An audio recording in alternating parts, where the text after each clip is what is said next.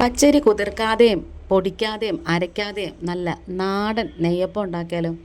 പെട്ടെന്നൊരു നെയ്യപ്പമൊക്കെ തിന്നണമെന്നൊരാഗ്രഹം തോന്നിയാൽ നമുക്ക് ട്രൈ ചെയ്യാൻ പറ്റിയ നല്ലൊരു റെസിപ്പിയാണ്. ഒന്ന് സേവ് ചെയ്ത് വെച്ചോണം ഇഷ്ടപ്പെട്ടാലേ. വീഡിയോ ഇഷ്ടപ്പെടുകയാണെന്നുണ്ടെങ്കിൽ ചാനലൊന്ന് സബ്സ്ക്രൈബ് ചെയ്ത് സപ്പോർട്ട് ചെയ്യണേ. അപ്പോൾ താമസിക്കുന്നില്ല, നമുക്ക് നേരെ വീഡിയോയിലേക്ക് തന്നെ പോവാം.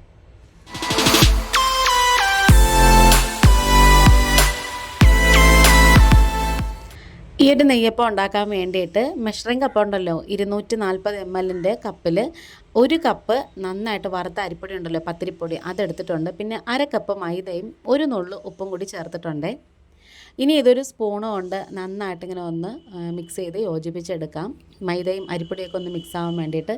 ഇനി ഇതിലേക്ക് 1 കപ്പ് നല്ല ചൂടുള്ള ശർക്കരപ്പാനിയാണ് കേട്ടോ ഒഴിച്ചു കൊടുക്കുന്നത്. ഉരുക്കിയിട്ട് നമ്മൾ അഴുക്കൊക്കെ കളഞ്ഞ് വെച്ചേക്കുന്നതാണ്. അത് നല്ല ചൂടോടുകൂടി തന്നെ ഒഴിച്ചു കൊടുക്കണം. ആ മാവൊന്ന് സോഫ്റ്റായിട്ട് കിട്ടാൻ വേണ്ടിയിട്ടാണ്. ആ മാവ് ഇതിനകത്ത് തന്നെ കിടന്ന് ചെറുതായിട്ടൊന്ന് വെന്തതുപോലെ ആവും, അത് കുഴപ്പമൊന്നുമില്ല. അപ്പോൾ ഞാനതിലേക്ക് ഇച്ചിരി തിളച്ച വെള്ളം തണുപ്പിച്ച് വെച്ചിട്ടുണ്ടായിരുന്നു, അതും കൂടി ഒഴിച്ചു കൊടുത്തിട്ടുണ്ട്. ഒരു ഇളം ചൂടുള്ള വെള്ളം അതും കൂടി ഇതിലേക്ക് ഒഴിച്ചു കൊടുക്കാം. ഏകദേശം ഒരു 2 ടേബിൾ സ്പൂൺ വെള്ളം എടുത്ത് വെച്ചിട്ടുണ്ടായിരുന്നു, അതിനകത്ത് 1 ടേബിൾ സ്പൂൺ ഒഴിച്ചു കൊടുത്തിട്ടുണ്ട്. ഇനി ഇത് മിക്സിയുടെ ജാറിലിട്ടിട്ട് നന്നായിട്ടിങ്ങനെ ഒന്ന് അരച്ചെടുക്കാനുണ്ട്. നിങ്ങളുടെ കയ്യിൽ ഏലക്ക പൊടി ഉണ്ടെങ്കിൽ അത് ചേർത്താലും മതി. അല്ലാന്നുണ്ടെങ്കിൽ ഇത് ഒരു 3-4 ഏലക്ക ഇതുപോലെ ഒന്ന് അതിൻ്റെ കൂടെ തന്നെ ഇട്ട് അരച്ചെടുത്താൽ മതി. ഇപ്പോഴത്തെ നന്നായിട്ട് ഇങ്ങനെ ഒന്ന് അരഞ്ഞ് വന്നിട്ടുണ്ട്. അപ്പം നമ്മൾ മിക്സിയുടെ ജാറിൽ അരയ്ക്കുമ്പം ചെറിയ ചൂടോടുകൂടി തന്നെ അരയ്ക്കണം. നല്ല ചൂടോടുകൂടി അരയ്ക്കണമെന്നുണ്ടെങ്കിൽ അത് മിക്സി പെട്ടെന്ന് കേടായി പോകും, അതുകൊണ്ടാണ്.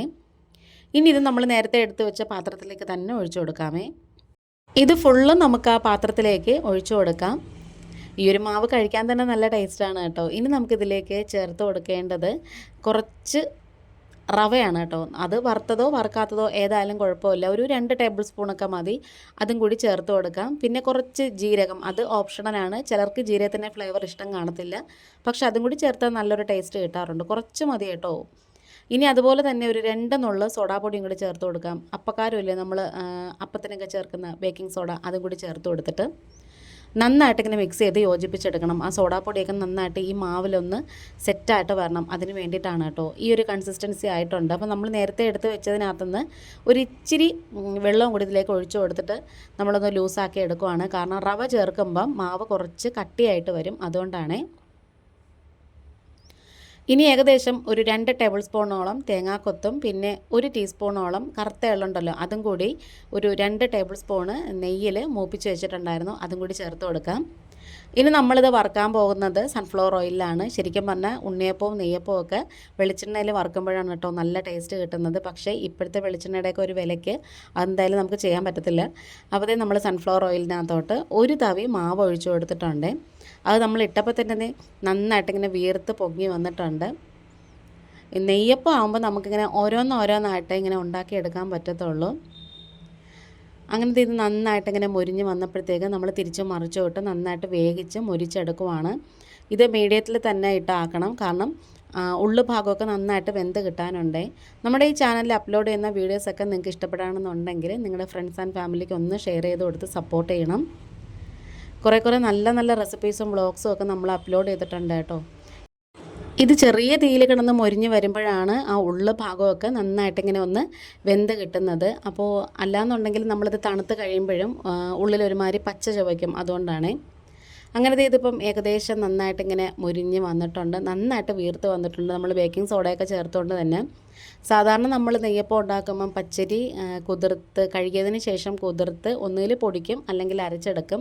ഇത് ആ ഒരു സ്റ്റെപ്പ് ഒന്നും വേണ്ട. പെട്ടെന്നൊരു നെയ്യപ്പം കഴിക്കണമെന്നുള്ളൊരു കൊതിയൊക്കെ തോന്നിയാൽ നമുക്കിത് ചെയ്തെടുക്കാം. പിന്നെ അതുപോലെ തന്നെ ഈ ഒരു മാവ് നമുക്ക് റെസ്റ്റ് ചെയ്യേണ്ട ആവശ്യമില്ല. നമ്മളിത് കലക്കി സെറ്റാക്കി വെച്ചാൽ ഉടനെ തന്നെ നമുക്കിത് ഉണ്ടാക്കാമേ. അങ്ങനത്തെ അടുത്തതും കൂടി നമ്മൾ ഒഴിച്ചു കൊടുത്തിട്ടുണ്ട്. അതും നമ്മളിങ്ങനെ ഇട്ടപ്പോൾ തന്നെ നന്നായിട്ട് ഇങ്ങനെ വീർത്ത് വന്നിട്ടുണ്ട്. പിന്നെ കുറച്ച് എണ്ണയൊക്കെ അതിൻ്റെ മുകളിലൊക്കെ കോരി ഒഴിച്ചു കൊടുക്കാം. ഒരു വശം ചെറുതായിട്ടിങ്ങനെ മൊരിഞ്ഞ് വന്നതിന് ശേഷം മാത്രമേ നമ്മൾ മറിച്ചിടാവൂ. അല്ലാന്നുണ്ടെങ്കിൽ അതിന് ഉള്ളിനകത്തുനിന്ന് മാവൊക്കെ ഇങ്ങനെ പെട്ടെന്ന് ഇങ്ങനെ ഒലിച്ച് വരും, അതുകൊണ്ടാണ്.